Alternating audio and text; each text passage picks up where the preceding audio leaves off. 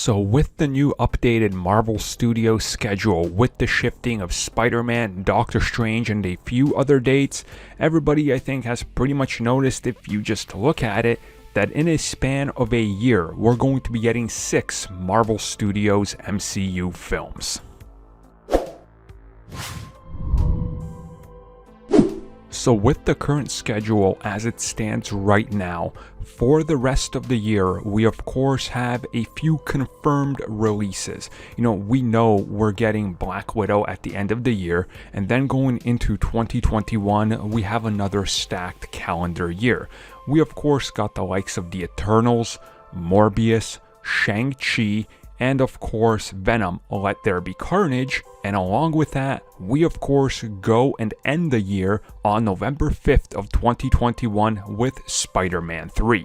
Now of course I did include Morbius and Venom Let There Be Carnage in there because we kind of know that they're part of the MCU if you just look at the pieces, and depending on what's going to happen with the future and deals and all that we've covered here extensively on the channel, more than likely everything will be a bigger shared universe, or Spidey will be a part of this multiverse that still makes them a factor into it. So obviously there's a lot of output from Marvel Studios. But now let's get into those 6 films we're going to have in the span of a year, and this of course brings us all the way to the end of 2021 with Spider-Man. So obviously Spider-Man is an important franchise to Sony, it's an important franchise to Marvel Studios, and pretty much everywhere you look, they've sort of, been teasing that Spider-Man is sort of going to be done in the MCU, but not really. And then of course we know they reached a new deal. It was late last year where all the heads of the big studios sat down and talked about the future of many of their big IPs. Tom Rothman from Sony even said they want to continue the relationship they have with Disney. Disney's head said, yeah, we would love it and we want Spider-Man. Spider-Man has a big future that's part of Disney campuses and all that. So obviously Spider-Man coming out in November, and then being able to work out a deal where they delay Doctor Strange 2 again tells you their partnership is pretty important. So Spider-Man 3 on November 5th, that's a big one. But then we only have a small wait until February, specifically Valentine's Day weekend, for Thor Love and Thunder, which will release on February 11th of 2022. Now of course this film saw an actual bump up in the schedule because it would have run too close to the next film, and honestly this one is one of those ones where you look at it and it's definitely another franchise restarter, I want to call it, because when you really think about it, Thor, they said, was going to end with the 3rd film, and then Taika came back and he started pitching ideas with Chris Hemsworth, and they loved it, and then he was like, well, maybe I'll get Natalie Portman back, and she loved it, and everybody in Marvel Studios is pushing for this film, and according to all the rumors and everything, Chris Hemsworth has another multi-film contract rumored to be 5 to 6 appearances. So again, I think you're looking at this being a franchise restart of sorts, with 3 more films going in a new direction, new characters, cast, and all that. And honestly, it gets me really hyped. So the fact it's only 3 months after that initial Spider-Man 3rd outing, that's pretty incredible. Which then brings us to the next film. February 11th, we had Thor. Now on March 25th, we have Doctor Strange in the Multiverse of Madness. Now, I've talked about this before. Sony, Disney, Marvel Studios, they clearly have something up their sleeve, and I think there's a reason why these things are positioned the way they are.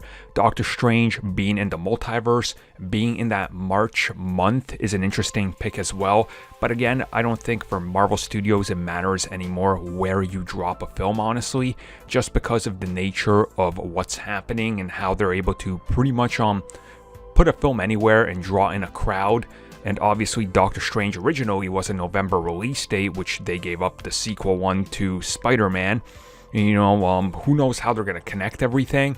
But if things continue on course, this film is not going to get bumped up anywhere really, and it's going to remain here, which means you're looking at this film in a pretty interesting time for Marvel Studios, specifically that it's only about 6 weeks after Thor Love and Thunder. And 6 weeks Is that optimal? This is the most money you've made, now you're just kind of picking up the scraps. And speaking of not picking up the scraps, March goes by, we have April goes by, May 6th of 2022 sees the biggest release Marvel Studio will have that year.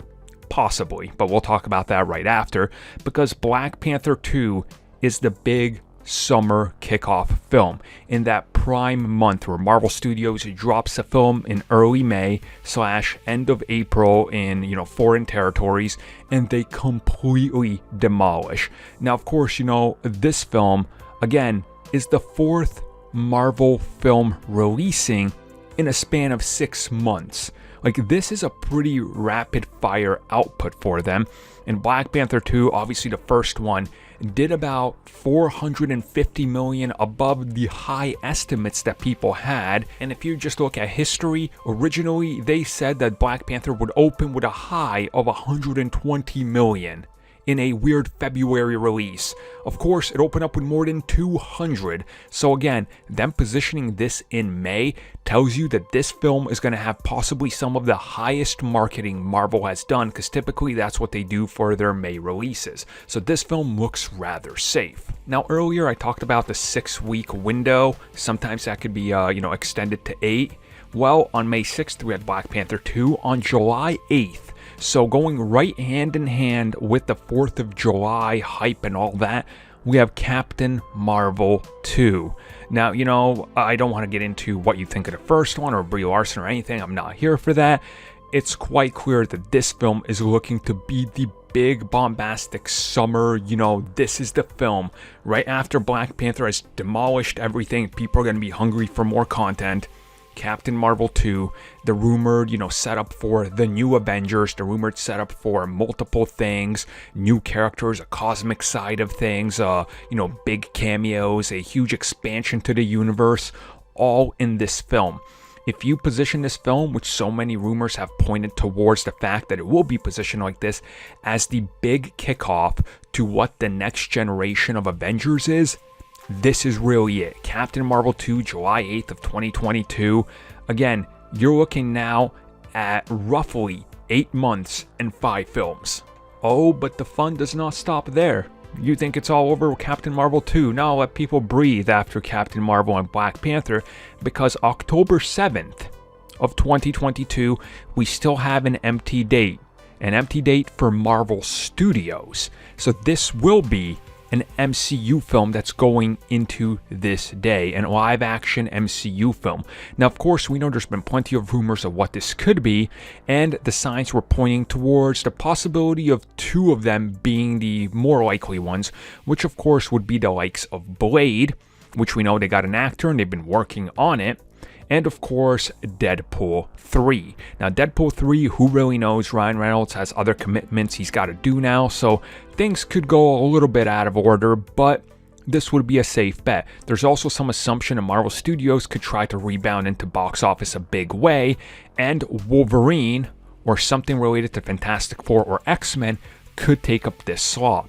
And honestly, since it's an October release date, you're looking at that, Halloween time and all that, and we've seen films like Joker and Venom pulling big there. I would not be surprised at all if during this time we see Blade. Honestly, that's my go-to, but that could change. And if I was them, I would more than likely try to push Blade or Deadpool here. But if you need a big heavy hitter to start into 2023 with something big, it makes sense that you would pull a Logan. It just kind of makes sense. It's a big billion-dollar franchise, so that's a possibility. So if you're keeping count, in the span of a year, you have Spider-Man 3, Thor Love and Thunder, Doctor Strange in the Multiverse of Madness, Black Panther 2, Captain Marvel 2, and a yet unannounced film. Now, on top of this, if you guys remember, Sony had a 2022 release that they had to pull off the calendar year. Now, it does sound like they want to try to get back on schedule and put out one Spider-Man film a year, which obviously could put a film somewhere after October. Maybe they'll try to put another one out in November, possibly December. And honestly, there's quite a few picks. We know they were developing Silver Sable Black Cat, but who knows what's up with that. Spider-Woman was something that they were discussing. But realistically, right now we're looking at 6. It could expand up to 7 Marvel Studios films or MCU films. So that's honestly pretty impressive.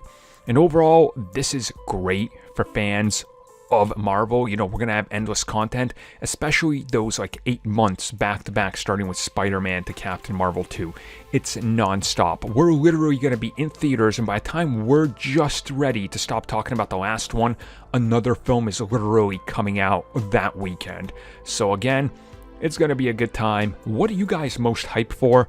For me personally, it's gotta be Black Panther 2. If my boy Namor appears in there, nothing else matters.